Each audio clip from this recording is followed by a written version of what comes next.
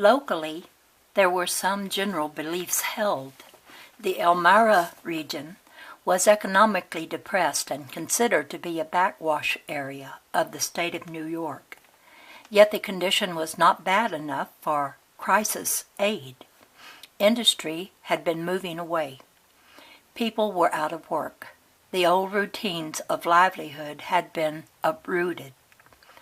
There was no inspiring local leadership, and a variety of different kinds of individuals felt ill at ease, depressed, and forced to the wall. Urban renewal projects ripped up the homes of the poor and destroyed older established neighborhoods. This often involved social divisions, for the impoverished were a mixture of blacks and lower-class whites. The better off sat at city councils, however, and the displaced poor were not able to afford the new structures. Through various manipulations, all underground, they were kept out of the better neighborhoods. The rich and well-to-do felt threatened, for they had changed the status quo by their insistence upon modernity and progress, thus releasing the energy of the needy. There was movement of the middle class from the city proper into the suburbs, with a change in the tax balance, and the city merchants began to suffer. The locality had no great sense of unity as a region, or overall pride in itself as a cultural or natural identity. There was some racial tension, hints of impending riots, that did not occur. A very capable mayor, who had been in office for some time, was defeated. Politics entered in, for many reasons not necessary to this discussion. Politically oriented people felt that they had no really strong hold, so that effective communication with the federal government could not be expected. In that area, a sense of powerlessness grew. Culturally, the region did not have its own identity, though it has always striven for some kind of characteristic expression. It saw government funds go past it to other sectors more economically depressed. The people had individual dreams and hopes, and en masse these represented a regional vision of improvement at many levels. At the same time, feelings of discouragement grew. The young and the old, the conventional and the unconventional, had small skirmishes where some of the city fathers objected to the long-haired youths in a city park. Quite trivial incidents, and yet indicative of splits of value and misunderstandings between the generations. To one extent or another, these same problems existed in all areas of the East Coast that were directly involved with that particular flood.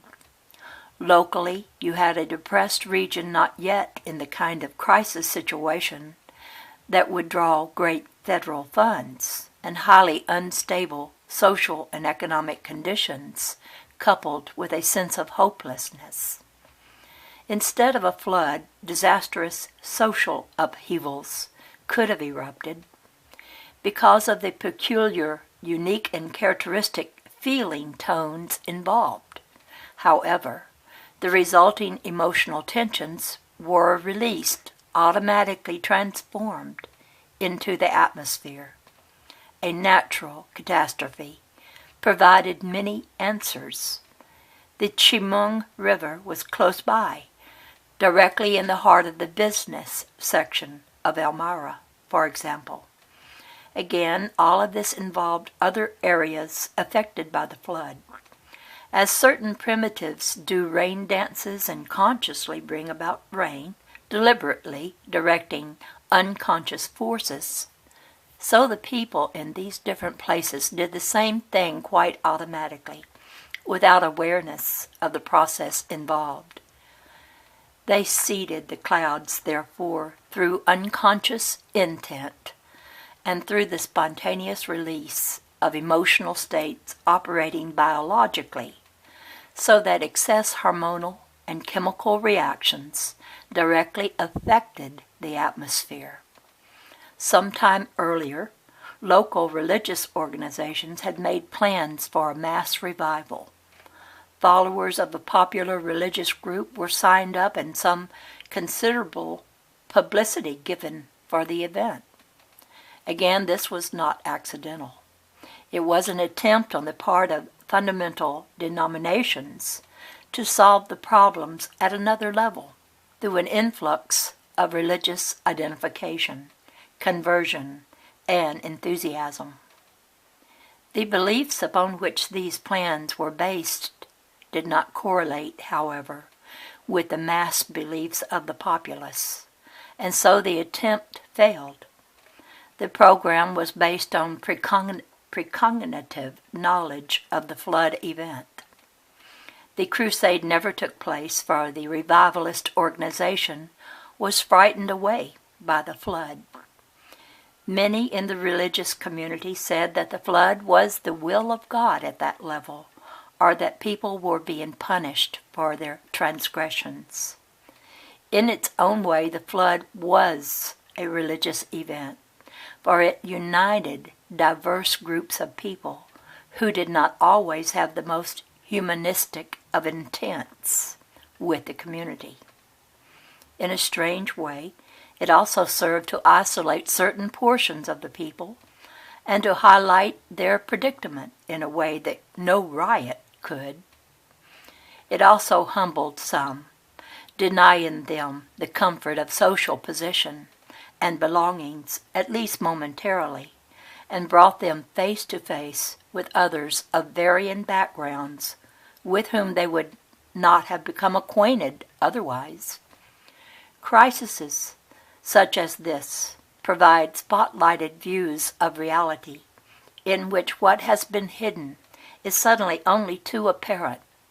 In many cases, the poor were saved, for most of the old homes and apartment houses survived, while the newer ranch-style homes could not stand the onslaught of the water. Yet the college, Elmira College, still found itself with many of the dispossessed, needy at its doorstep. Women who had no stronger purpose than playing bridge ended up struggling for survival beside their more destitute sisters. Many of the poor who lost their living quarters discovered qualities of leadership in themselves that astonished them.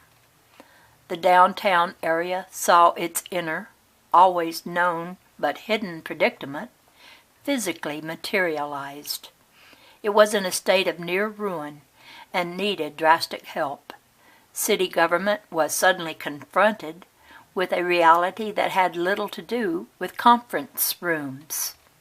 The crisis united the people. The feeling of hopelessness was out in the open for all to see, and therefore action could be taken.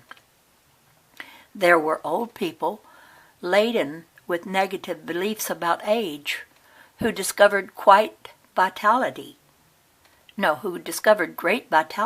further purpose under the stimuli of survival.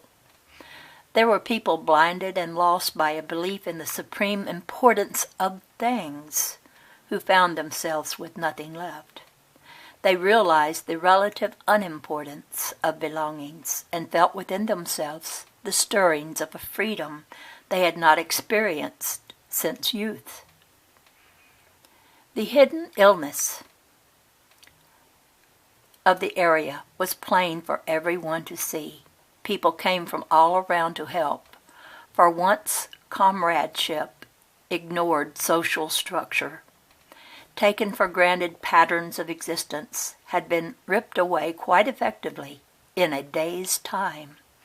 To one extent or another, each individual involved saw himself in clear personal relationship with the nature of his life thus far, and sensed his kinship with the community. More than this, however, each human being felt the enduring energy of nature and was reminded, lost my place, I hate that to happen.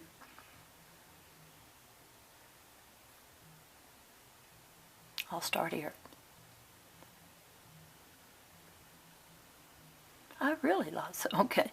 The downtown area saw its inner, always hidden but hidden predicament physically materialized. It was in a state of near ruin and needed drastic help.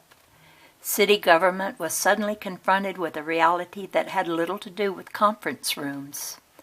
The crisis united the people.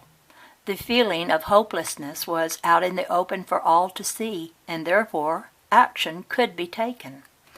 There were old people laden with negative beliefs about age, who discovered great vitality and further purpose under the stimuli of survival. There were people blinded and lost by a belief in the supreme importance of things, who found themselves with nothing left. They realized the relative unimportance of belongings and felt within themselves the stirrings of a freedom they had not experienced since youth. The hidden illness of the area was plain for everyone to see. People came from all around to help. For once, comradeship ignored social structure, taken for granted patterns of existence, had been ripped away quite effectively in a day's time. To one extent or another, each individual involved saw himself in clear personal relationship with the nature of life thus far, and sensed his kinship with the community. More than this, however, each human being felt the enduring energy of nature and was reminded, even in the seeming unpredictability of the flood, of the great permanent stability upon which normal life is based. The power of the water put each individual in touch with intimate recognition of his dependence upon nature and made him question values taken for granted too long. Such a crisis automatically forces each person to examine values, to make instant choices that will provide him with recognitions to which he had been blind earlier. The flood therefore physically materialized the inner problems of the region, and at the same time released energies that had been trapped in hopelessness. The area became a psychic and physical focus point of attention, thereby attracting other energy to it. Each individual involved had his or her own reasons for participating, and through the mass-created framework worked out private purposes and dilemmas. Many past beliefs were automatically shattered in the reality of the moment. Powers of initiation and action, long buried, were released in numberless individuals. Federal funds were directed instantly to this region. The spotlight was turned on to the section. Many lonely people were forced, or rather forced themselves, into a situation where it was imperative that they relate with others. Since this is not the main topic of this book, I cannot go deeply into the ways and means involved. As a case in point, however, we will deal with Rupert and Joseph's experience with the flood situation, for their participation will have application to many others. End of session. My heartiest regards to you both, and a fond good evening. Thank you, Seth. Very good. We're looking forward to that information. Before I type this material from my notes, Jane and I discussed whether we should supplement Seth's rather generalized local data with specific names, dates, and events involving Elmira and Chemung County. This information would cover periods of at least several months before and after the flood of June the 23rd, 1972. We decided it wasn't necessary. Seth has already made his points sufficiently for this book. However, we think a thorough search of relationships between emotional states and the weather in our country would be most interesting. Questions of geographical limits, time, and money enter in, of course, but if the study was at all illuminating, it could be expanded to include the state of New York, for instance, then Pennsylvania, and finally the entire eastern seaboard of the United States. For Tropical Storm Agnes, which had led to the flooding, had been mammoth indeed. Session 666. Good evening. Good evening, Seth. Now, do you want to know how you stayed in our living quarters during the flood? Yes, very much so. And none of it should be mysterious to you. The reasons and the habits are all quite consciously available. Now, dictation. Rupert and Joseph, as Seth calls Jane and me, have always seen themselves in a one-to-one relationship with nature and with the universe. They are individually motivated, in a sense, loners. They shy away from large groups. Nevertheless, it was surprising to many that these two stayed here during the flood.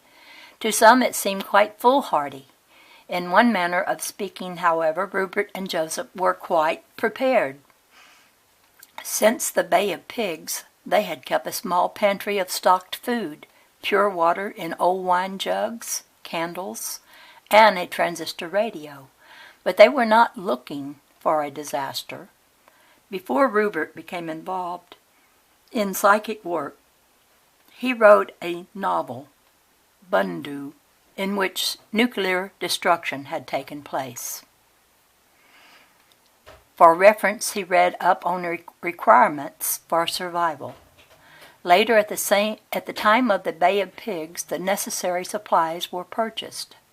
Quite as a matter of course, household habits were such that those procedures were maintained almost automatically. There was always a stock of candles and food and water. No stress was laid on these provisions. When the flood came, however, Rupert and Joseph found themselves, in that way at least, prepared to go without help from the outside world, if necessary. All of this had to do with past conscious decisions and responses to situations that, in your terms, no longer existed at the time of the flood. Yet the pattern of reaction was clear.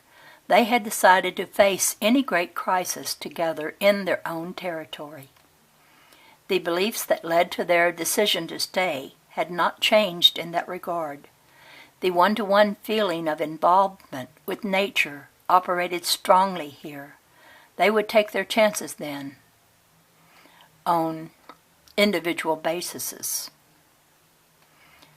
Now, they were also used to working alone, even while together. In their artistic endeavors and psychic work, they were acclimated to trusting themselves. Their past involved camping out, and at least once in a very primitive surroundings in Baja California.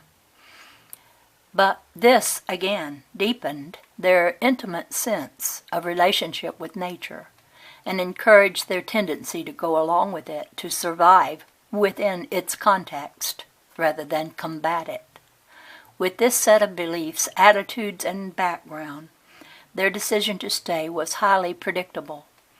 They knew there was a third story to the house they lived in. Therefore, they planned to move our manuscripts, Rupert's writings, and Joseph's paintings upstairs if the need arose. Other elements were also involved. For one thing, of course, they lived, and still do, on the second floor. The crisis brought many of their attitudes into critical awareness. The situation did become so serious that for a while they did fear for their survival.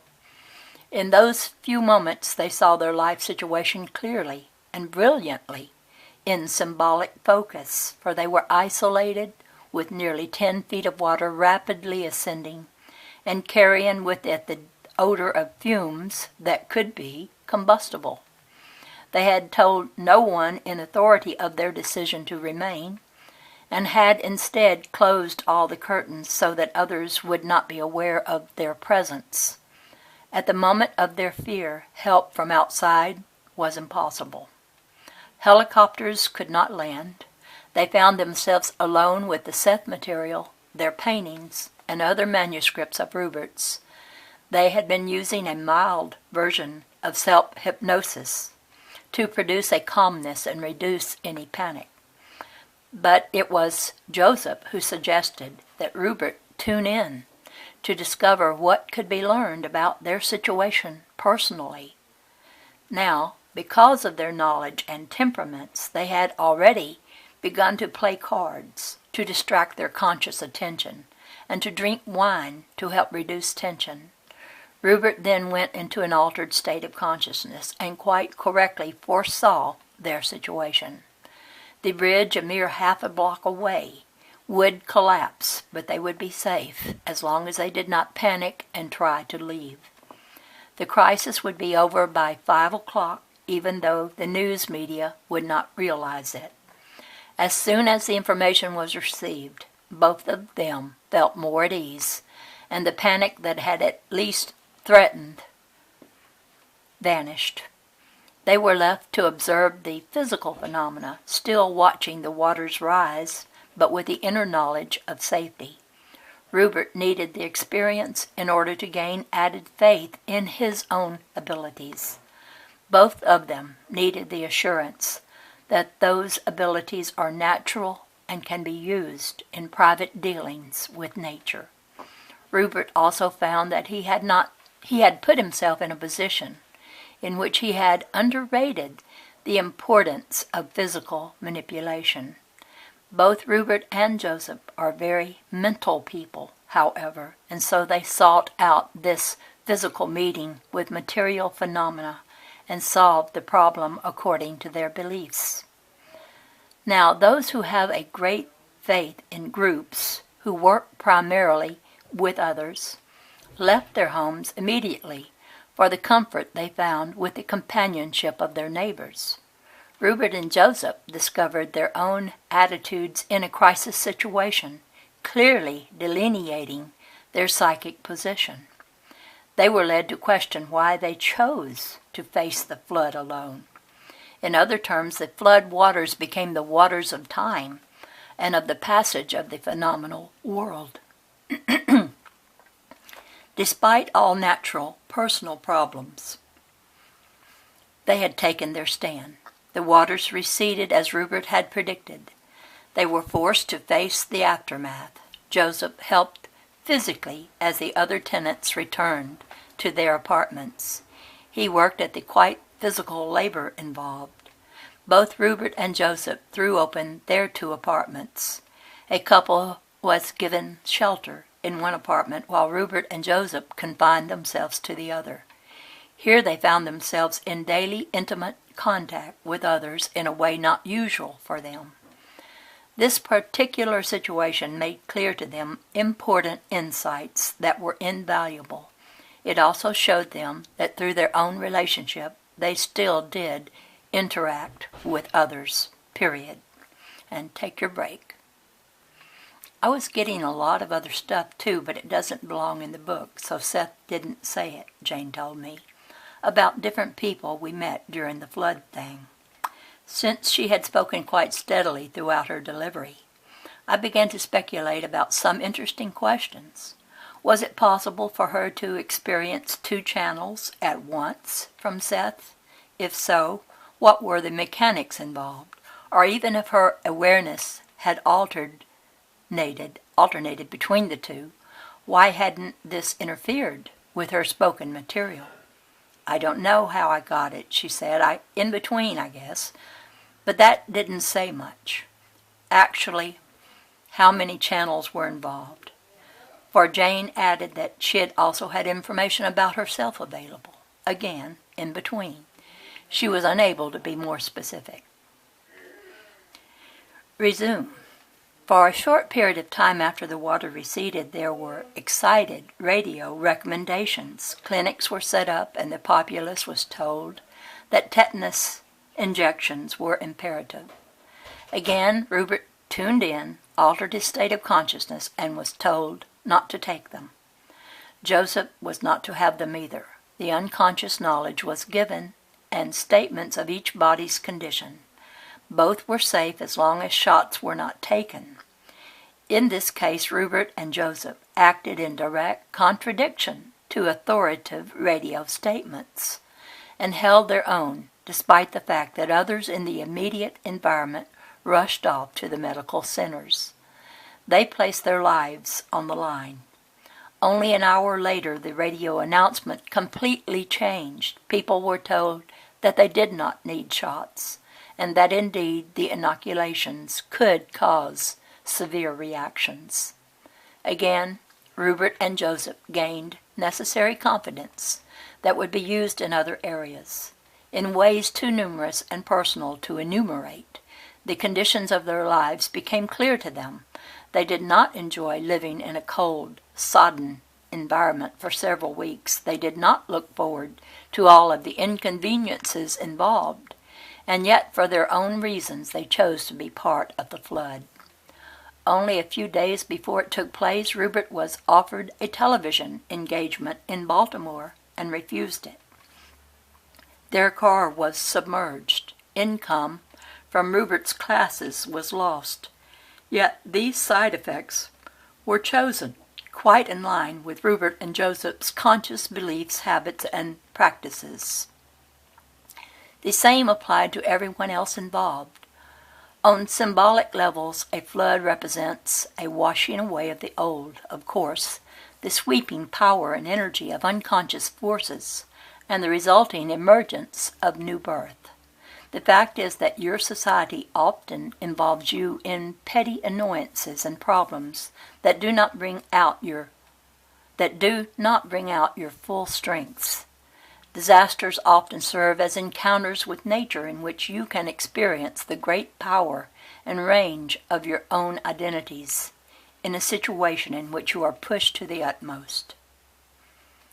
In a highly materialistic society, the loss of an expensive home and other material possessions is a matter of great practical and symbolic nature. Many individuals, therefore, sought out that experience. Many also found themselves reacting with a heroism they did not realize they possessed. A sense of community unity was born, a deep feeling of comradeship that had not existed earlier. War has often served as an emotional stimulus, as an escape in terms of drama, excitement, and belonging for those who have felt alone, powerless, and isolated. In its own way, a neighborhood fire serves the same purpose, among others, and so does a local or regional disaster. The nature of your conscious mind demands change and dramatic meaning, a sense of power and aspirations against which to judge individual direction. A perfect society, idealistically speaking, would provide these qualities by encouraging each individual to use his potentials to the fullest, to revel in his challenges, and to be led on by his great natural excitement as he tries to extend powers of creative potency in his own unique way.